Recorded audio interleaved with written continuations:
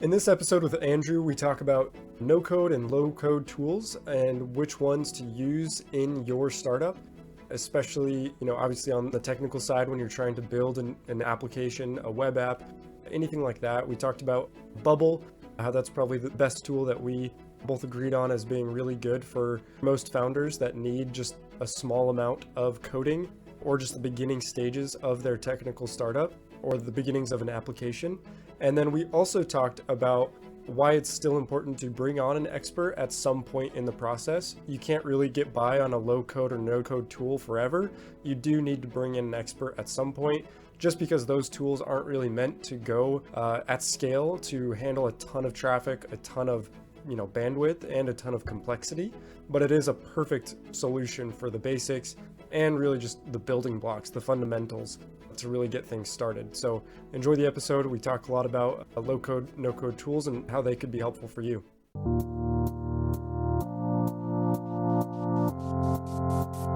Using no and low code tools, it's not about the options, not about functions. It's not about coding in a direct sense. This is about business strategy, another way how to launch your business. Hey everyone, we are here with Andrew. Andrew is the founder of Sinneo Dev. Thanks for being here with me, Andrew. Nice to be here. Thank you for the invitation. Of course. So let's get right into it. And what made you want to start your own business? What made you want to start this development company? It used to be said to make a long story short, but I will do in another way. I will do a short story long. How did it happen? I'm not too old.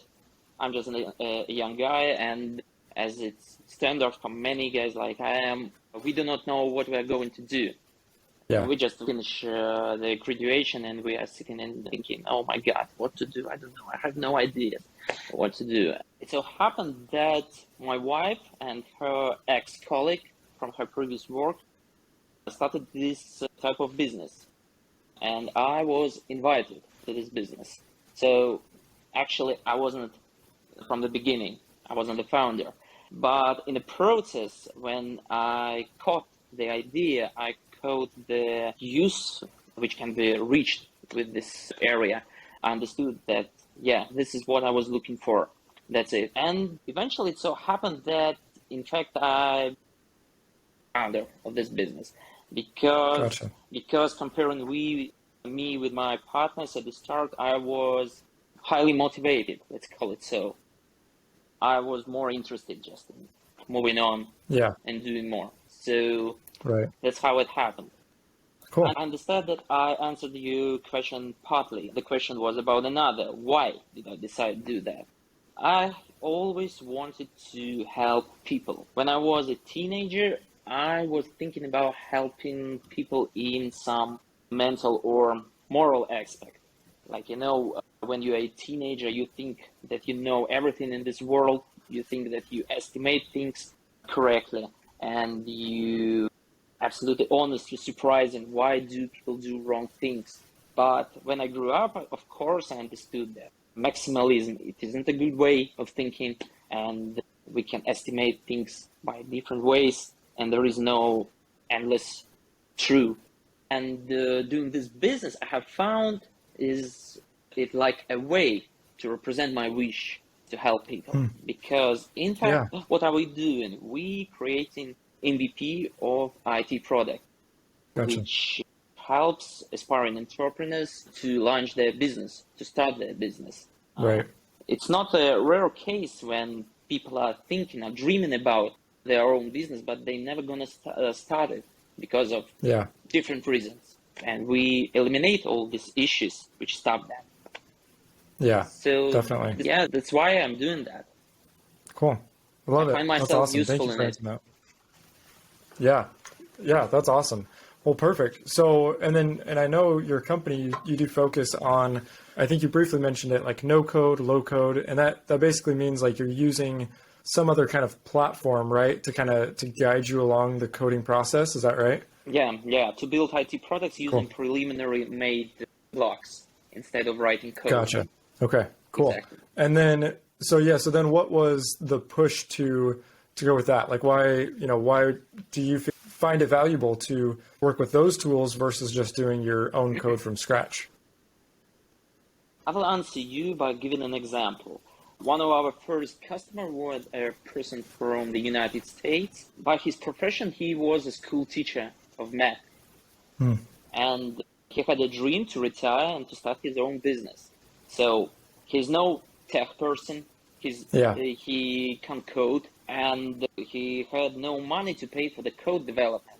By the way, you've asked me before we started this podcast if I had podcasts before. I wasn't at podcast as the person who I interviewed, but I was interviewing, especially my customers. And so I've made a podcast with this customer, and as he had told me that the maximum price range which was offered to him to develop the product he wanted to do was, let me remember, $26,000. So, of course, I think he could have some options to find this money to pay for this work, but I understand that he had many risks. And if he's failure, if his idea is not viable, what then? Right. In that case, I understood that no-code development is a really, really cool thing for such type of people who has no experience in coding. They do not have a large money to pay for code development. And no code is a perfect solution for this, because we had made some kind of, let's call it a research to compare the price range for no code development and code development. And we noticed that no code development approximately 3-4 times cheaper and faster than code development. So for some people who dreamed to start their business and they had doubts if they would be successful in it, so it's eliminated now. Yeah. Wow. And then, do you know, I mean, that kind of brings up a point, like, if it is, it makes sense that it would be faster and cheaper. Has that been changing the industry? Like, are there more and more apps being developed with no code, low code? Is it being adopted? Is it becoming mainstream, or is it still kind of, slow for most people to accept it? I would like to add to the words you said. I have read some article, if I remember correctly. This source is called Gartner Consulting and Research Company. In 2019, they have written a report about the analysis they've made about no-code development, and they has written that in 2019, every third product developed in the United States was developed by no-code tools or by combining no-code and some code solutions. So low-code, in fact, it is called. Yeah, wow, that's impressive. Around 30% of IT products in the United States were created by low-code. Wow, that's amazing. And then it's interesting too, like you said, like for especially people with very low budgets or, just starting out, it's, I think, more accessible too. Like, I think you use Bubble, right? Is that one of the softwares that you use? As one of the for two, low code? yeah. As one of the two, yeah. Gotcha. And so, like, for example, like I've messed around with Bubble, and like I've never really messed with coding, but I've messed with Bubble because it makes more sense to me as, I'm not a coder, but it's more approachable. So it is really interesting to see, and I'm excited for it to become, more adopted. So kind of my question to you is, why do people, I mean, it makes sense to me why you would still hire somebody else to do it, but if there is like a no code or low code option, why is it still important to hire a programmer or somebody that still understands the underlying code? Because it is impossible to scale your product forever via no code. There's only one point now that, as I think, it's my opinion, I don't insist on it, but I think that today the global IT market doesn't need so many code developers. Because, in fact, as I told you, if we take some case to create an MVP product, just to test the viability of your hypothesis, you may use no code tools, you may order this development in studios like mine, or you may take some courses and to learn how to no code yourself. So many tasks can be reached at the start without code developers. But then, of course, at an exact stage, you will have a need in them, of course. because no code Yeah. doesn't allow you to create 100, 500, I don't know, 1,000,000% of your vision as you expect it to have to be seen. It might be Right. some limits in functions or in design, Yeah. the limitation in database, of course, because when you have the Right. audience of your, let's say, mobile app, when you have the audience of 5 or 10,000 people, it's one story. But when you have 1,000,000 Yeah. people, no code is not suitable for that. But at the start, Gotcha. yeah. Yeah. I love it. Cool. And then you mentioned MVP. So could you kind of go into that more, what that means, especially for you? Like what kind of MVPs are you building? What does that actually look like? Should I explain the definition? Yeah. Yeah. Minimum viable product. This is a kind of product which is imperfect in the start. MVP it is done actually not for earning millions or billions of dollars. MVP it is created for checking if your idea is viable, if the market needs it. Yeah. And it's a good option because you save your money, you save your time, and you increase, there is such a term, it is called time to market. You increase your time to market. It means that your product reach the market, the definition of the term time to market, while your competitor is programming his or her product using code, spending at least 6 months to create a really good MVP or web service or mobile app. This is the minimum term. So while he's doing that, you can already launch your project. You can appear on the market. You can conquer some part of the market to receive some audience and to check if they need your product. And in the case of failure, in fact, you lose nothing, because I guess you will agree with me that it isn't so scary to spend, let's say, 1 month and $5,000 instead of 6 months and $25,000. Just Yeah. comparing the risks. Definitely. Oh yeah, totally. And yeah, I totally agree with you. Like my first company actually was a validation market research firm where we validated other startups. And that's exactly what we were telling people, is to start with an MVP.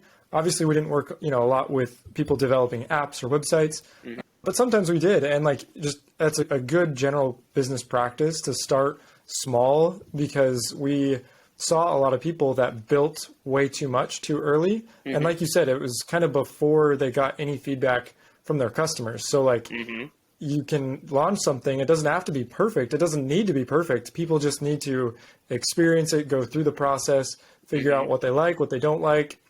And like you said, it could be something that they don't even need, figuring out, is it actually a needed product? I would like to add one point to the words you've said.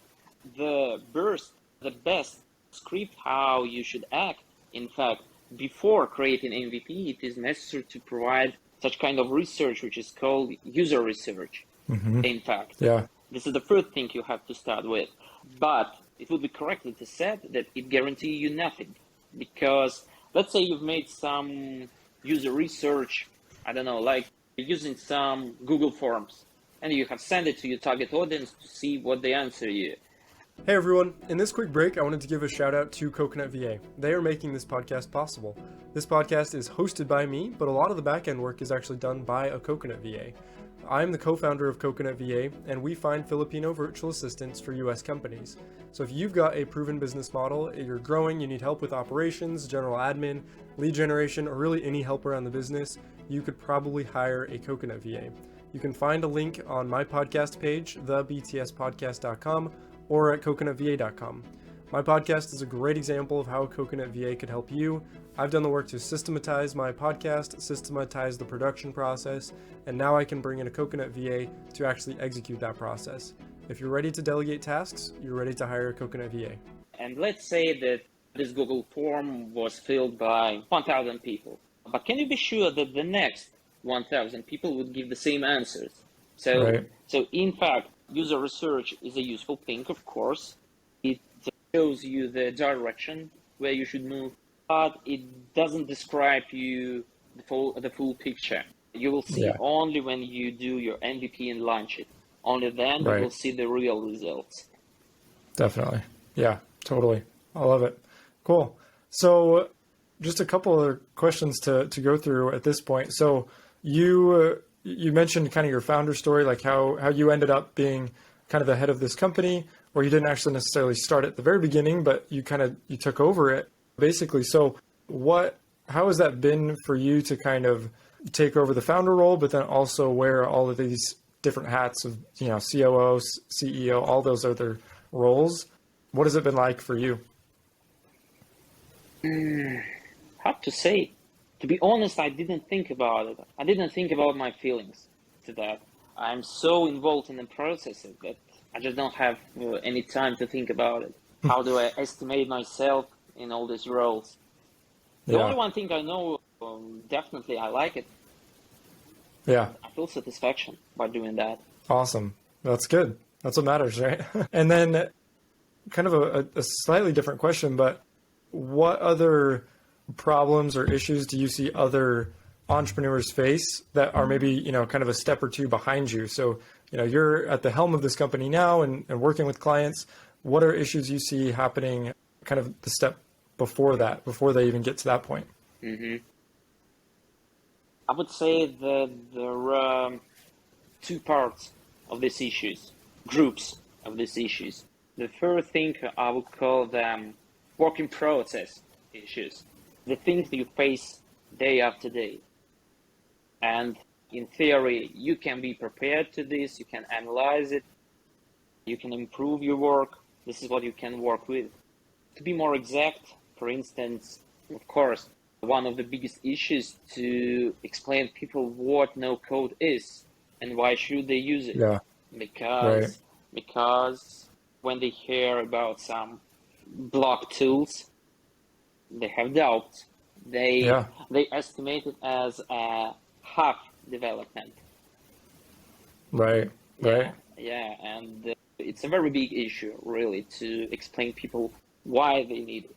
Because if I discuss with some people the aspect of technical opportunities, no code and code development, I will never argue that no code is weaker than code development. It is obvious. It's hard to argue with it.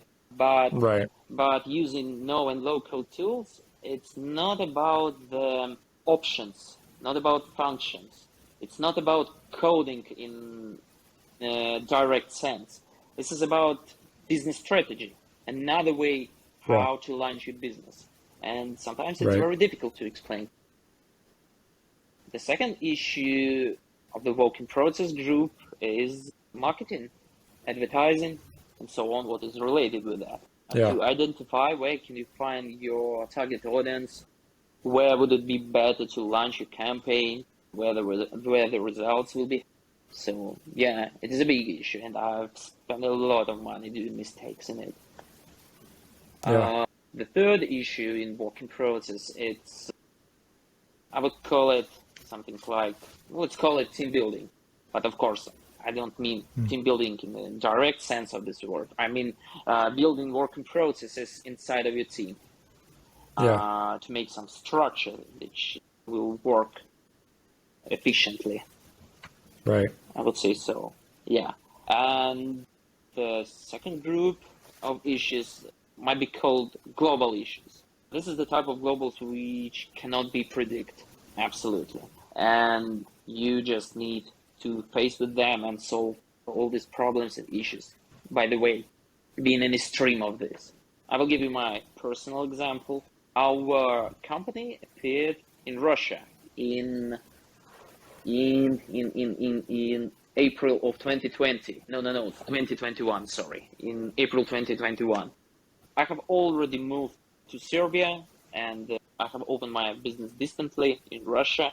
So around 2 or 3 months we have spent for preparing our participation at this market. We were learning the market, what no code and low code is, how it works, and so on. Some technical aspects and by the way, and etc. And in June we have started. We have completed a couple of projects. We have launched an advertising campaign and we started to receive some leads. And then 24th of February 2022, you know what has happened? And all the work in Russia has stopped. Yeah. Stopped because all our potential customers told, I don't know what's going to happen. So Yeah. I take the pause. So after that, I have realized two things. The first one thing I have realized that according to my life position, my politics position, I don't want to do business in Russia no more. I don't want to support this economy, know-how. Yeah. And the second point, I realized that from the sense of money, it will be impossible to do successful business in Russia now, because people will try to save their money now, but not spending them Yeah. for some new project. And so after Right. that, I have made a decision to close my business in Russia and to open company in Serbia. Gotcha. And so now we are no Russian studio, but Serbian studio. Yeah. Wow. This is an Exciting. example of the situation which couldn't be predicted. Now how? Yeah. And Oh, definitely. only what I could do to react on the situation. Right. Right. Wow. Yeah, that's tough. It's yeah, like you said, you can't predict that kind of thing. It's tough for sure. Well, thank you so much for sharing, Andrew. Is there any other advice or anything else you kind of leave with the audience before we wrap up? Advice is my favorite part of any conversation. I would say there is no need to feel fear before doing something. If you don't do that, you will never know what could happen. But you will regret that you didn't try to do something. We may have different doubts, yes, we can think about risks, but if you try to find some solutions, you will find. We live in 21st century. There are a lot of options how any idea or task could be implemented. So just spend some time for the research and don't be afraid to try. Love it. Something Perfect. like that. Thank you so much. Yeah, Thank you, that's Tyler. perfect. Cool. Yeah, thank you so much for being on. And so kind of the call to action for Andrew. So go to Sinneo.dev to get in contact with him, for him to work on any of your projects. And I'll put that in the link of that to the show notes. And thank you again so much for being on the show, Andrew. Thank you. Thank you. It was very nice to be invited. Awesome. Thank you for listening to Behind the Startup. If you like the show, make sure to follow the podcast and leave a review.